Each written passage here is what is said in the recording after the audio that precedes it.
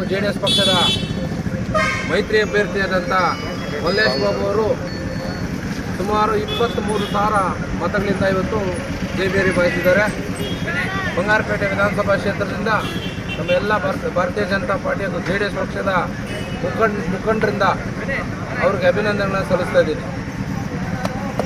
ಆತ್ಮೀಯ ಬಂಧುಗಳೇ, ನಮಗೆಲ್ಲ ಗೊತ್ತೇ ಇದೆ, ಬಂಗಾರಪೇಟೆ ವಿಧಾನಸಭಾ ಕ್ಷೇತ್ರ ಮೊದಲಿಂದನೂ ಭಾರತೀಯ ಜನತಾ ಪಾರ್ಟಿ ಅತ್ಯಂತ ಬಲಿಷ್ಠವಾಗಿರುವಂಥ ಒಂದು ಕ್ಷೇತ್ರ.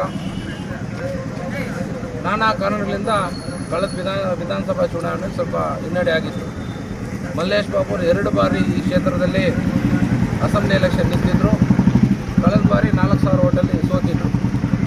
ಇವತ್ತು ಅದೇ ವಿಧಾನಸಭಾ ಕ್ಷೇತ್ರದಲ್ಲಿ ಬಂಗಾರಪೇಟೆಯಿಂದ ಅವರಿಗೆ 28,134 ವೋಟ್ ಇವತ್ತು ಮೆಜಾರಿಟಿ ಭಾರತೀಯ ಜನತಾ ಪಾರ್ಟಿ ಮತ್ತು JDS ಕಾರ್ಯಕರ್ತರು ಮತದಾರರು ಕೊಟ್ಟಿದ್ದಾರೆ. ನರೇಂದ್ರ ಮೋದಿ ಅವರು ಮಾಡಿರುವಂಥ ಒಳ್ಳೆಯ ಕೆಲಸ ಇವತ್ತು ಭಾರತೀಯ ಜನತಾ ಪಾರ್ಟಿಯ ಈ ದೇಶದಲ್ಲಿ ಮತ್ತೆ ಅಧಿಕಾರ ಚುಕ್ಕಾಣಿ ಹಿಡಿಯೋದಕ್ಕೆ ಅವಕಾಶ ಆಗಿದೆ. 300 ಆಸ್ಪಾಸ್ ಇವತ್ತು ನಾವು NDA ಗೆದ್ದಿದ್ದೀವಿ. ನರೇಂದ್ರ ಮೋದಿ ಅವರು 3ನೇ ಬಾರಿ ಪ್ರಧಾನಮಂತ್ರಿಯಾಗಿ ಇನ್ನೊಂದು 4-5 ದಿವಸದಲ್ಲಿ ಪ್ರಮಾಣ ವಚನ ಸ್ವೀಕಾರ ಮಾಡ್ತಾರೆ. ನರೇಂದ್ರ ಮೋದಿ ಅವರು 2 ಬಾರಿ ಪ್ರಧಾನಮಂತ್ರಿ ಆದಮೇಲೆ ನಮ್ಮ ಭಾರತೀಯ ಜನತಾ ಪಾರ್ಟಿ ಅತ್ಯಂತ ಎಲ್ಲ ಒಂದು ಸ್ಟೇಟಲ್ಲೂ ಕೂಡ ಅಧಿಕಾರ ಹಿಡಿಯುವಂಥ ಒಂದು ಕೆಲಸ ಆಗಿದೆ. NDA ಸರ್ಕಾರ ಇವತ್ತು ಬಂದಿದೆ. ಚಂದ್ರಬಾಬು ನಾಯ್ಡು ಅವರು ಇದೇ 9ನೇ ತಾರೀಕು ಅವರು CM ಆಗಿ ಪ್ರಮಾಣ ವಚನ ಸ್ವೀಕಾರ ಮಾಡ್ತಿದ್ದಾರೆ.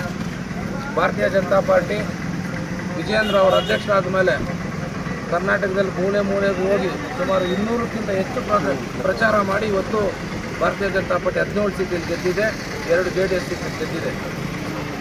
ಕಾಂಗ್ರೆಸ್ ಸರ್ಕಾರ ಇದ್ರೂ ಸಹ, ಗ್ಯಾರಂಟಿಗಳಿದ್ರೂ ಸಹ ಜನ ಯಾರೂ ಗ್ಯಾರಂಟಿಗಳ ಕಡೆ ಮುಖ ನೋಡದೆ ಮಲ್ಲೇಶ್ ಬಾಬು ಅವರು 2 ಸರಿ ಸೋತಿದ್ದಾರೆ.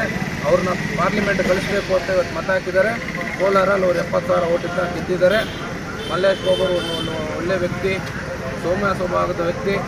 ಇವತ್ತು ನಮ್ಮ ಸ್ಥಳೀಯ ಏನು ಸಮಸ್ಯೆಗಳಿದೆ, ಜ್ವಲಂತ ಸಮಸ್ಯೆಗಳು, ಅದನ್ನು ಪಾರ್ಲಿಮೆಂಟಲ್ಲಿ ಮಾತಾಡೋಕ್ಕೆ ನಾವೊಂದು ಅವಕಾಶ ಮಾಡಿಕೊಟ್ಟಿದ್ದೀವಿ.